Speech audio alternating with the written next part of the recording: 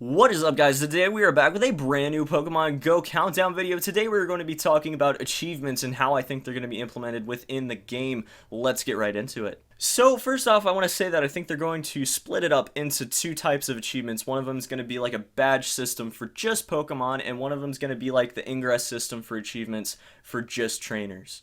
So as far as just Pokemon goes, I think there are going to be achievements for them. I'm not positive, obviously, but I do think that they're going to include badges on them that make it so, if you look at a Pokemon that someone's had for a long time, maybe they have a whole bunch of badges, and you can see that they've really used them a lot. And obviously, you're going for the Pokemon feel with Pokemon Go, so you want to be able to feel like you've used the same Pokemon for a long period of time. And that's just one of the intrinsic values within the game, is that you have certain Pokemon that you have all the time and that don't really change out from your team. Obviously competitive is, way out there as far as that's concerned, but within the show, within the whole lore of it and everything, the whole friendship ideal is really pushed.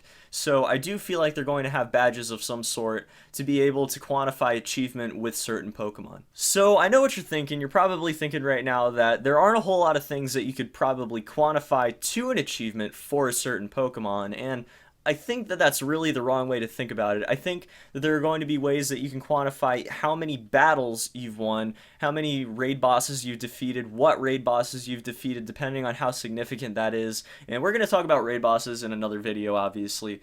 But there are going to be ways that you can quantify achievement with certain Pokemon, I'm sure. And I'm nearly positive, I'm like 99% sure they're going to include that in some way within the game.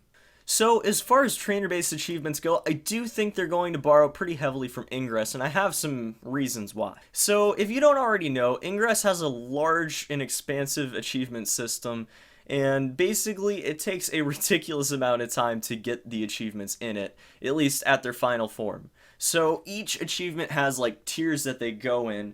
Like, for example, there's one where it's like how many portals you've captured, and I don't know the exact numbers off the top of my head, but there's like 10 and 50 and like 500, and it just goes up and up and up.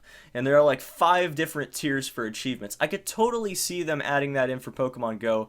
For example, for like battles won, it could be like 10 battles won with people face to face, or like 50 or 100 or 500, or just on and on.